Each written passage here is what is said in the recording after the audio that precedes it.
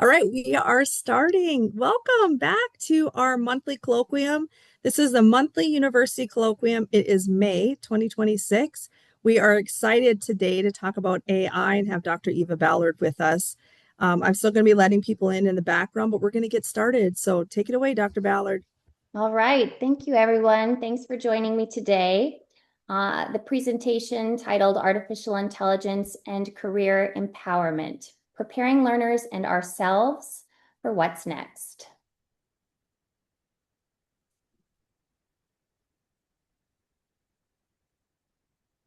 All right, I'm Dr. Eva Ballard. Just a little bit about me. I have been in education for over 20 years. And with both K-12 and post-secondary education, I'm a certified teacher and administrator. And I spent 10 years in the K-12 system before moving into higher ed. And I'm formerly the dean for the School of Education at Aspen University for 8 years. And now I'm serving as the assistant dean for the College of Education at USU. And I'm really excited about this topic today. I'm also a mom of 2 school-aged boys in the public education system here in Arizona, and I am increasingly interested in how AI impacts learning, not only learning in education, but also as we as society, how we develop in this age of AI. So our presentation objectives, much of this information came from an AI certificate program out of the School of Business from the University of Maryland, but I am presenting it today through the lens of higher education. And artificial intelligence is a charged discussion. There are a lot of opinions about it, but what we do know is that many of the future jobs are evolving faster than traditional curriculum and traditional programming in higher education. And career readiness is no longer about preparing students for their first job. It's about preparing them for continuous learning, reinvention, and career agility over time. So I'm going to start with this first question. As higher education leaders, are we educating students for employment alone, or for resilience and reinvention? Because this conversation is no longer about whether AI will impact higher education. We know that it already has. And the institutions that will thrive will be the ones that prepare students for continuous adaptation. And our challenge is to redesign learning for an AI-enabled workforce. And the advantage belongs to those who can learn, adapt, and lead alongside AI. So just as digital literacy defined the last generation, AI literacy will define the next. And the role of higher education institutions is to cultivate adaptability and capability during this transition. As higher education leaders, we don't need to be engineers or programmers, but we do need to have enough AI literacy to lead responsibly and strategically during this transition. One of the biggest misconceptions about AI is that it's simply automation. In reality, modern AI is much broader. It involves pattern recognition, prediction, and increasingly content generation. This is why tools such as ChatGPT, Copilot, Claude, Gemini, why they've accelerated in adoption so quickly, because they're capable of generating text, images, summaries, recommendations, and decision support outputs at scale. Right now, the major AI shift is happening through generative AI and AI-supported decision systems. These technologies are influencing nearly every sector, including education, healthcare, finance, marketing, and workforce development. And there are clear benefits. AI can increase productivity, personalize learning and services, and help organizations scale operations more efficiently. We're already seeing AI assist with tutoring, student communication, curriculum support, and administrative workflows. At the same time, there are concerns. AI may contribute to job displacement or skill erosion if people become overly dependent on technology for critical thinking and problem solving. We also know these systems can introduce bias, misinformation, and ethical challenges when they are not integrated carefully. This is why responsible use of AI is such an important conversation for higher education. We should be considering fairness, transparency, accountability, and ethical use, how it impacts curriculum design, research ethics, academic integrity policies, and how students are taught to engage with AI responsibly. And I believe the most important leadership takeaway is that AI literacy means developing informed decision-making, ethical awareness, and the ability to critically evaluate when and how AI should be used.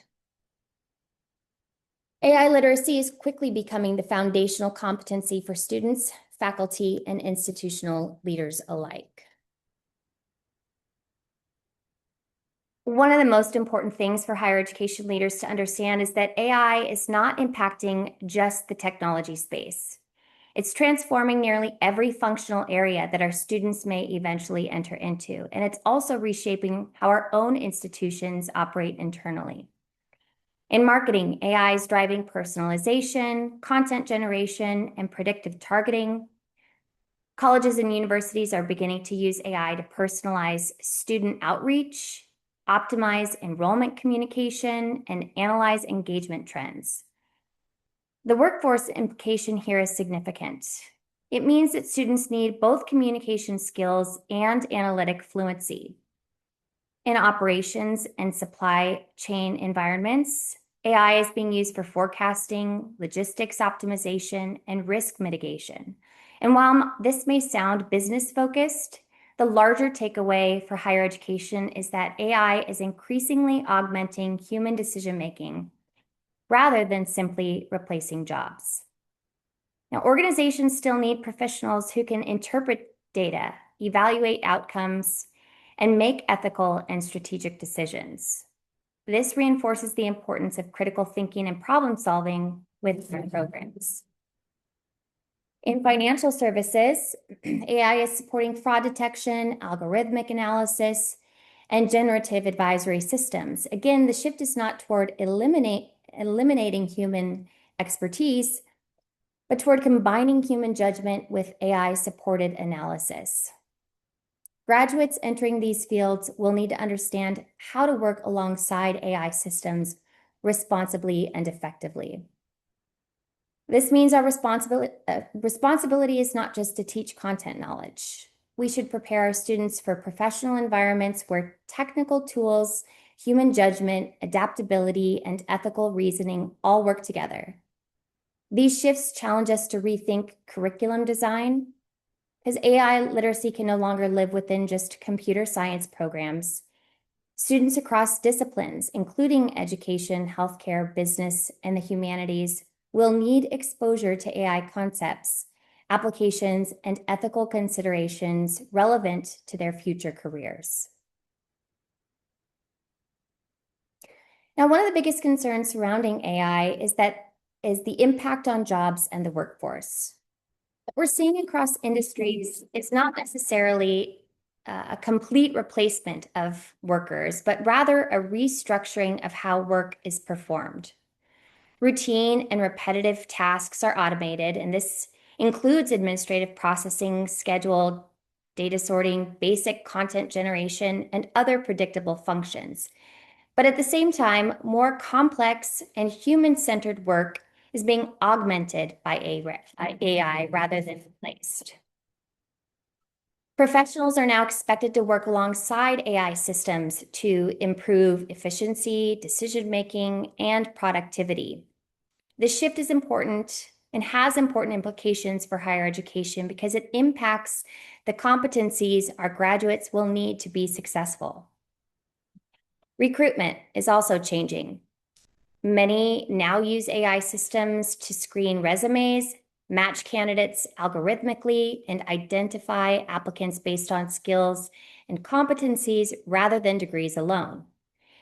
This means our students are entering a workforce where digital presence, transferable skills, and adaptability matter more than ever. Another important point is that the majority of students across disciplines will be expected to use AI tools effectively within their professions. Therefore, the critical competency is understanding when, why, and how to apply AI responsibly and strategically. For higher education leaders, this creates both a challenge and an opportunity. We should prepare students not only to work with AI systems, but also to compete through uniquely human skills and that technology cannot easily replace. These include critical thinking, ethical reasoning, communication, creativity, and adaptability.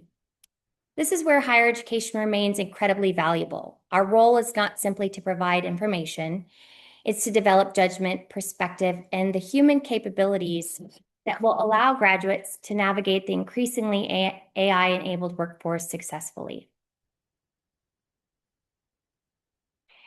So up to this point, we've discussed what AI is and how it's reshaping industries in the workforce.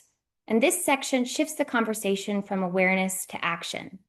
The question becomes, how do we prepare students not only to survive these changes, but to position themselves strategically within them? The first idea refers to being your own startup. We're seeing a rise in freelancing, entrepreneurial ventures, consulting, portfolio careers where professionals work across multiple roles and projects simultaneously. AI is lowering the barriers to entry in many of these spaces. Individuals can now use AI tools for content creation, market research, branding, administrative tasks, and business development with far fewer resources than were previously required.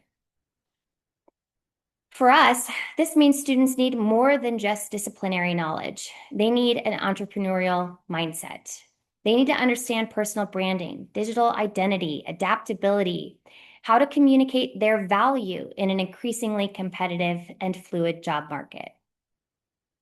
The second concept is negotiating as a novice professional. Many graduates are entering uncertain labor markets, shaped by economic instability, automation, and changing employer expectations. Students should learn how to advocate for themselves even when they feel they have limited leverage. This includes understanding how to highlight their value, recognize transferable skills across industries, and learn how to interpret market signals and workforce trends. These are practical professional skills that are not taught specifically within academic programs. And the third area is the job search process itself. AI is now embedded into hiring systems. Resumes are screened algorithmically before a human ever reviews them. This means students need to understand keyword alignment, digital optimization, and how applicant tracking systems function. At the same time, digital presence matters more than ever. Employers are evaluating LinkedIn profiles, portfolios, online communication, and professional visibility. And the good news is, despite all of these technological changes, one thing has not disappeared, and that's relationships. Networking, mentorship, and professional connections remain critical because AI hasn't replaced human trust and human connection. For higher education leaders, the larger implication is that career empowerment can no longer sit solely within a career services office, for example. We should consider embedding career strategy and AI-informed job search skills and professional readiness directly into curriculum and co-curricular experiences.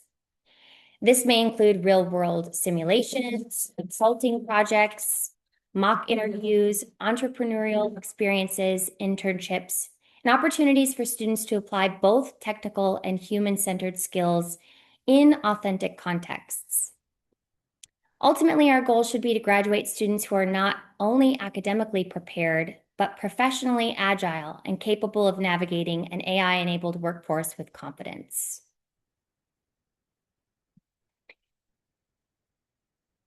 And as we begin to close, the most important question for higher education leaders becomes, what do we do with this information?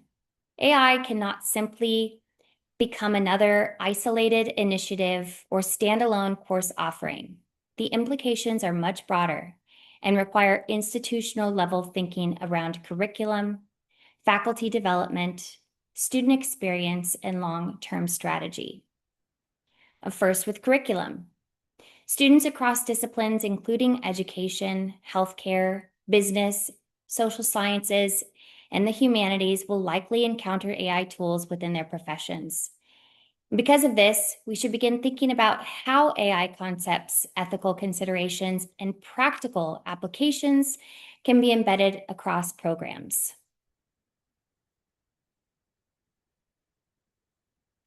The focus should not remain purely theoretical, and students need opportunities to apply these AI tools responsibly, evaluate outputs critically, and understand where human judgment is still essential. Next, faculty development.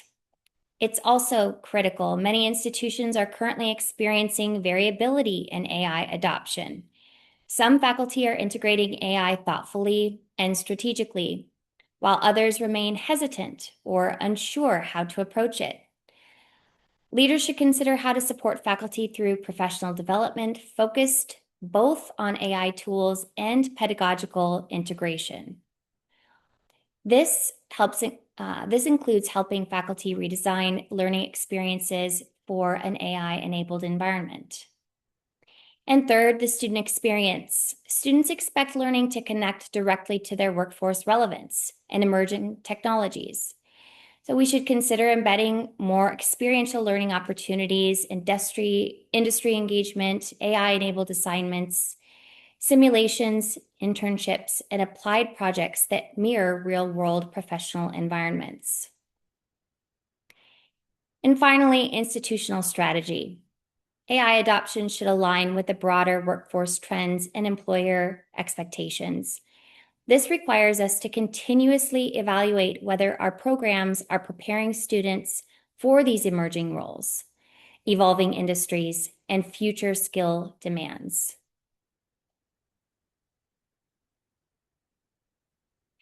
So as we think about AI in K-12 education, one of the most important questions is not whether students will use AI, because they already are. The deeper question is, how do we prepare students to think critically in a world where answers can be generated instantly? For decades, education has often emphasized memorization and information recall. But AI changes that dynamic significantly.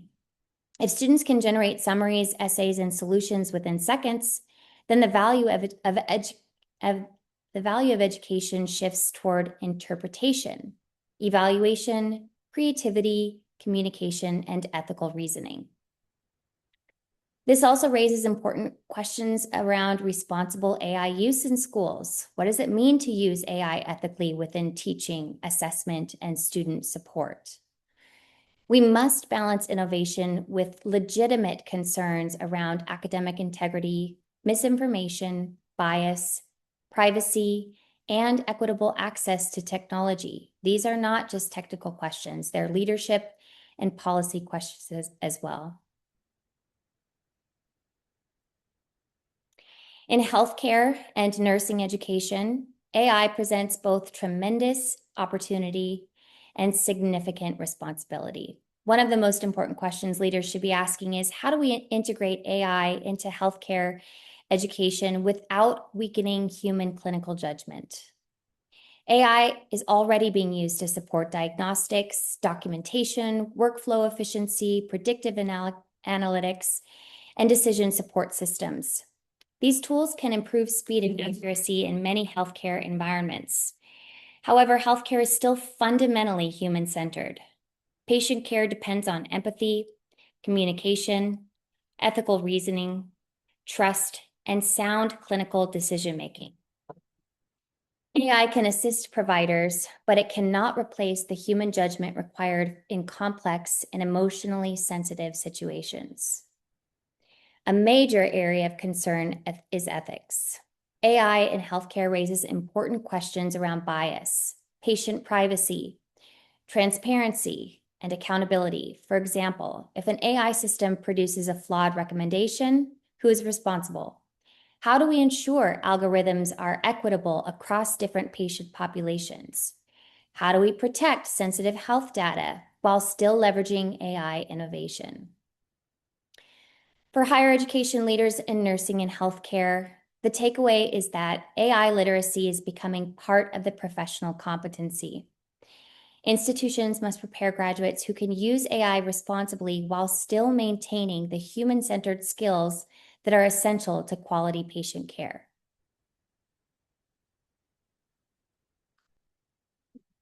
Business leaders, one of the most important shifts to understand is that AI is not just automating work. It's augmenting decision-making. Across industries, professionals are now expected to work alongside AI systems that generate forecasts, recommendations, insights, and predictive analysis. This raises an important leadership question. What uniquely human skills become more valuable as AI handles more routine work? As automation expands, such skills such as leadership, creativity, adaptability, collaboration, emotional intelligence, and strategic thinking may become even more. In many ways, AI may elevate the importance of the very human capabilities that technology cannot easily replace. For higher education leaders, this creates an opportunity to rethink curriculum design. The goal is to prepare graduates who understand how to work effectively and responsibly in an AI-enabled organization. Ultimately, business education may need to shift from teaching just functional knowledge to preparing students to lead, adapt, and make informed decisions in environments where AI is increasingly embedded into everyday operations.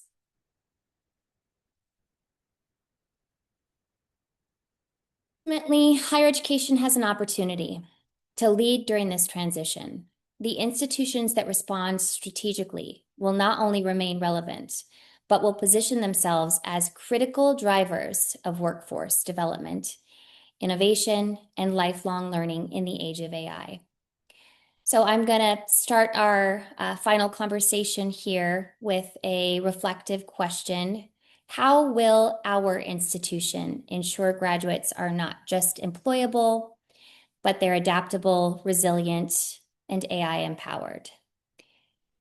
Maybe the question isn't how will, maybe it's how are we ensuring graduates are adaptable, resilient, and AI empowered? So we can start there, and I'm going to open up the floor for discussion.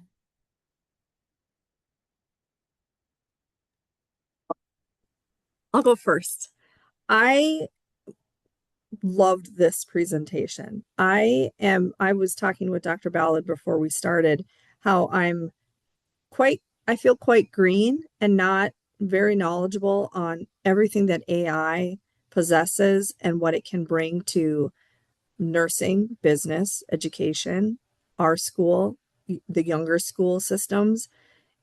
But what you're talking about, Dr. Ballard, is that what most people are afraid of is we're going to be replaced.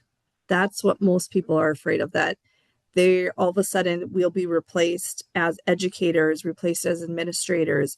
And what you're saying is that's really not the role of AI, that with your knowledge of what AI is going to bring to us, because there's a human factor that can't be replaced by AI. We need that human creativity. We need the human judgment. We need the human ethics in business, in nursing, in education. We need that still in play.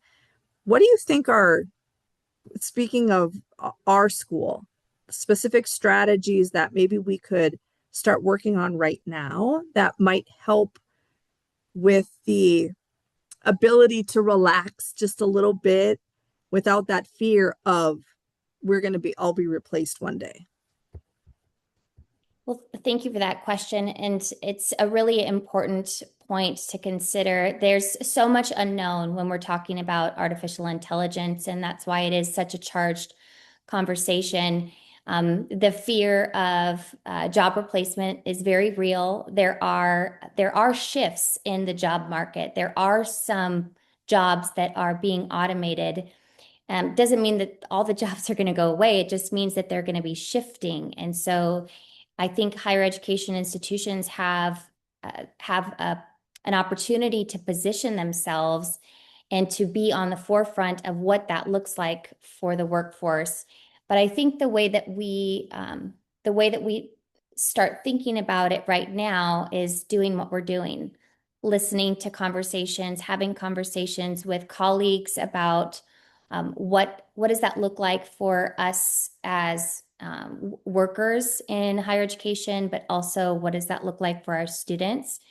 And I think we're starting that. We have a new institutional initiative that is just beginning, and I think it's a very comprehensive and strategic approach to thinking about artificial intelligence as an institution, led by Dr. Greg Bradley, and excited for more to come on that.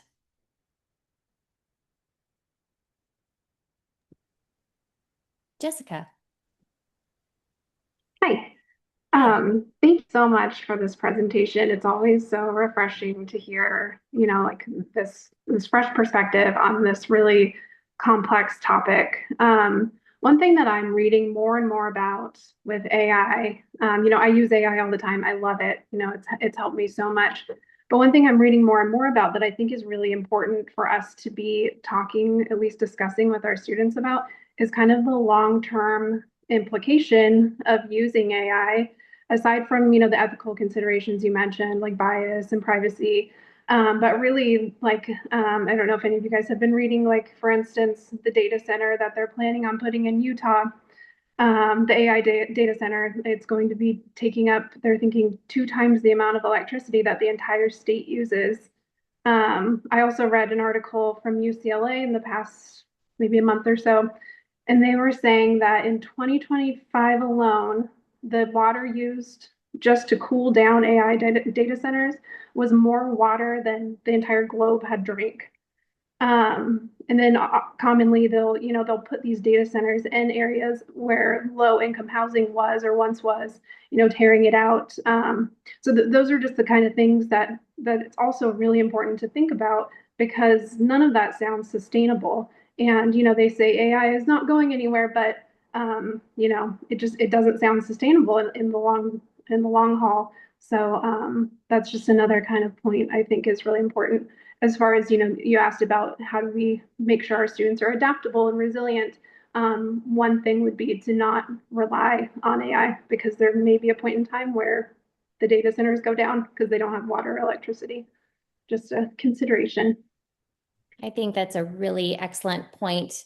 There are so many conversations happening about the sustainability of AI, but I think that in talking about higher education institutions, we can stay in a lane, which is developing student graduates to enter the workforce, while remaining adaptable, because as you said, it could change. And I don't know that I think there's just starting to be some research, and someone jump in if you know more than me about the long-term of cognitive effects of AI use or AI reliance in learning.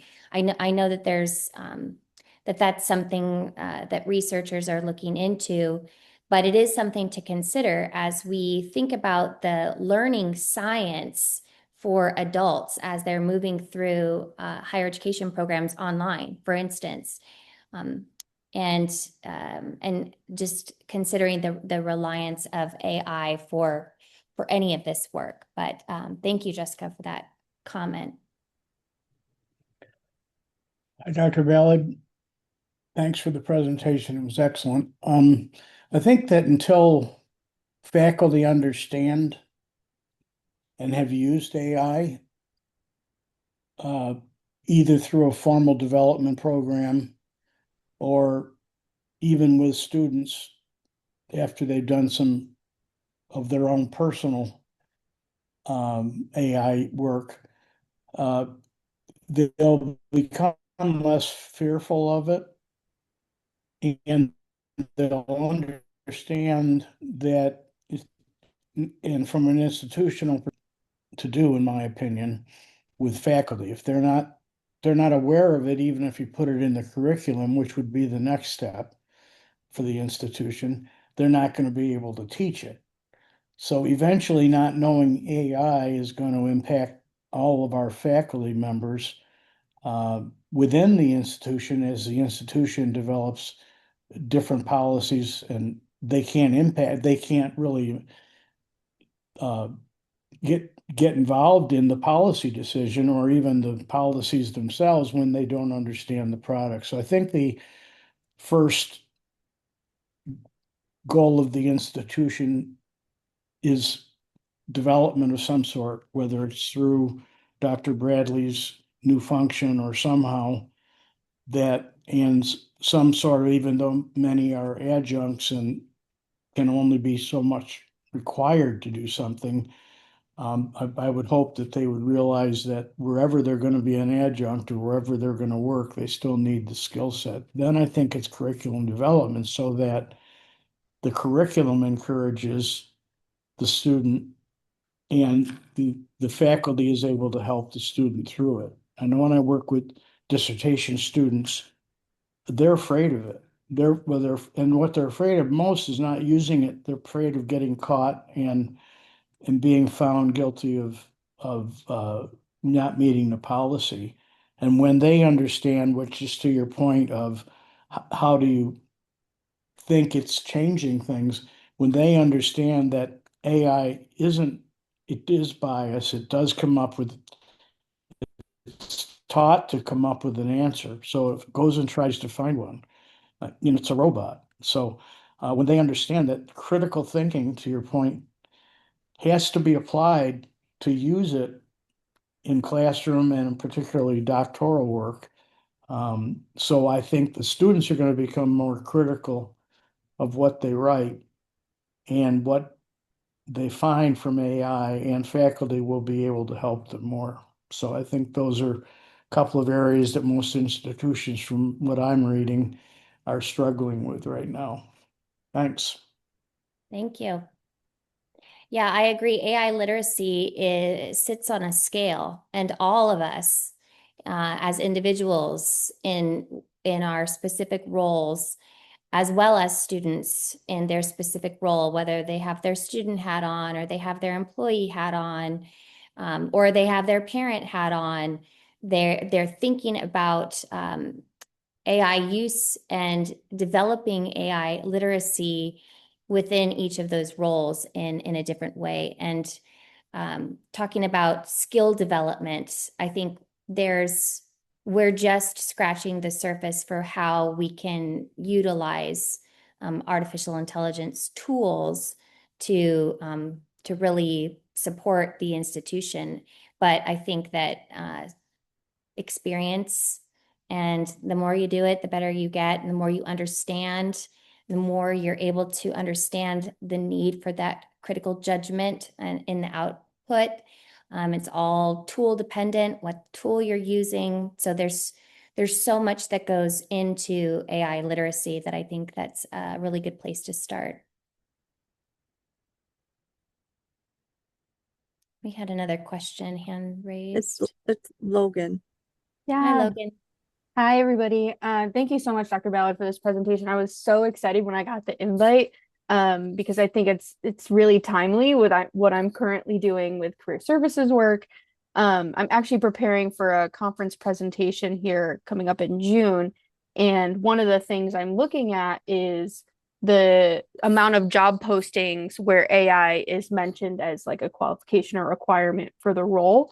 And it's interesting because AI literacy isn't just, okay, you know how to use AI. It's much more than that, right? It's how are you using these tools? How are we thinking about it? And instead of like prompt engineering, because anybody can, put in a prompt in AI, It's much more so like a judgment engineering, right? Thinking about how does this impact the work that I'm doing? Is this true? Is this false? Even more strategically, like is using AI strengthening my learning experience or is it weakening it, right? And so I think it'll be interesting to see a shift in how we integrate AI into curriculum because maybe we're going to be pushing that they use AI and go through exercises where they're using their critical thinking skills a little bit differently that we've seen with original digital literacy. And so maybe it's a situation where they're using some type of system that generates so ChatGPT, Gemini, whatever. And it's not necessarily can you write the best prompt. It's like, well, how did you start to think about the prompt that you used? What is the background? What are the elements that you started to think about and providing the prompt, providing the output, analyzing the output. So, the skills of our students with critical thinking in general, I think that's where people think, well, you use AI, you're getting dumber, right? I feel like that's what the media portrays. But really, I think we're just evolving, right? The way we're thinking about information and processing it, seeing deep fakes on social media, right? We're just processing that information differently. So I love this presentation. I thought it was excellent. And I'm really excited to see where we go, especially with Dr. Bradley in his new role. Yeah, thank you so much. I completely agree. I know that there are a lot of opinions about it one way or the other. But I'm most interested in the what's happening right here and now. And as an institution, we might be asked to use it. And so when I think about other employers, I can only imagine that they're also being asked to use it in some way. And then I also think about the question, who's responsible for developing that skill, that AI literacy, that skill set?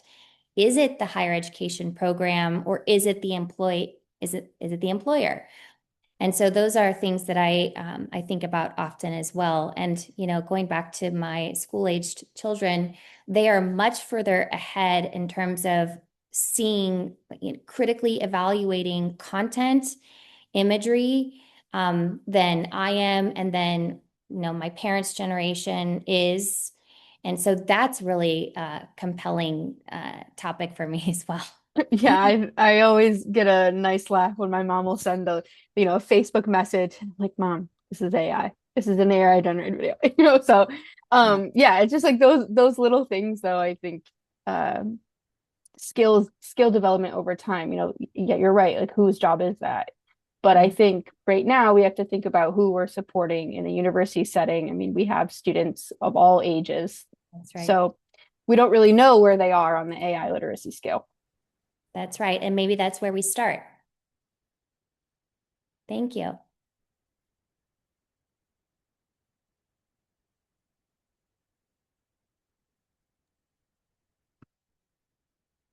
Does anybody else have any questions or comments? I sort of have one more. Sure. I was wondering if what you envision. So AI is front and center already. We are going to, in the next 10 to 15 years, see a huge expansion of that.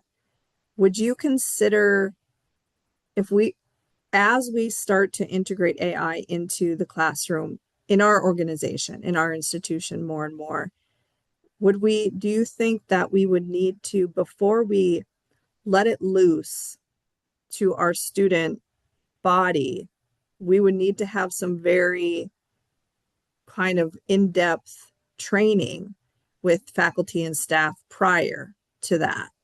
Absolutely. Yeah, this is really just an informational session discussion about how to think about our students as they're preparing for graduation and employment.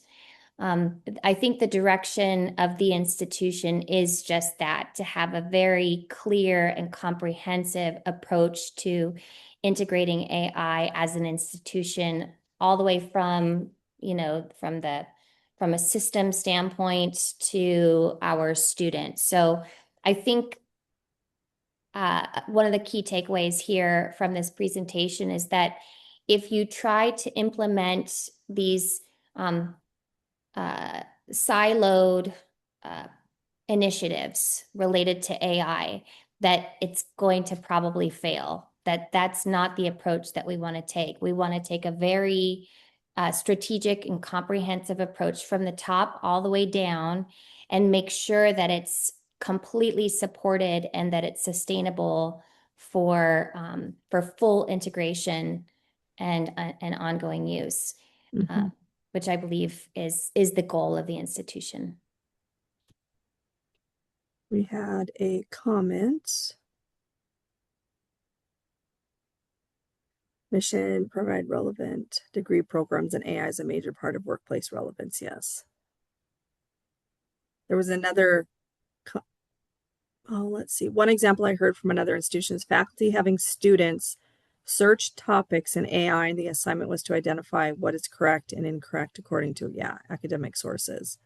This helps students get familiar with AI, better understand what it does and does not do, and why human knowledge remains is still highest need. I was just thinking about something else with AI is that sometimes it can't be trusted. Just with what I think it was Logan, maybe Logan said, I can't remember who it was that said it, but they just said, oh yeah, my grandma or my mother sends me something from Facebook and it's an AI generated. It's Donald Trump talking and it's not even him because it's an AI bot or something, even though it looks like a real person. How do you get around? What are your thoughts on that part, Dr. Ballard, if you have thoughts on the non-trustworthy part of AI sometimes in our world? Well, I think with anything new to this scale, there's a lot of fear around all of it. There's a lot of unknowns, there's a lot of fear.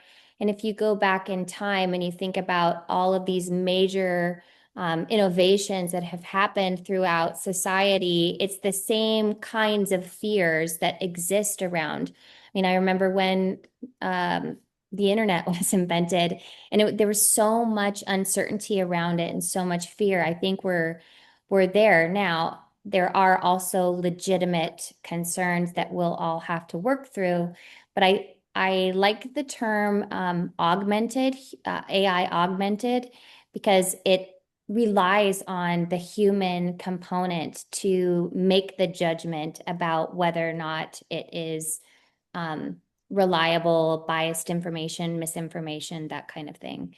So I think that we're all still learning about the language and the effects that AI has on learning and cognition, and there's definitely more to come, but it's very much a part of all of our realities currently, most likely. And so it's something to continue bringing to the forefront and having discussions on. Right. And Logan just said there's a lot of reliable fact-checking tools out there that people can go and fact check, factcheck.org, PolitiFact, Snopes.com, those types of things. I didn't know about any of those. But that's the kind of the education, this ongoing education and the knowledge gain that we all need revolving AI and how vast it is. Yeah. I don't think anybody else, I think I was the last one that wanted to make a comment or had a question. All right. Thank you, Dr. Ballard. I appreciate you presenting on this topic here in May and start of spring. And I hope that we continue to, as a institution, keep this moving forward and become AI literate and bring that, like you said, to our students as they graduate into the workforce. Thank you, everyone, we had a big group today. Thank you, everyone, for participating, and look for the invite for our June session coming soon. Excellent. Have a good day, everyone. Thanks, everyone. Yeah, you too.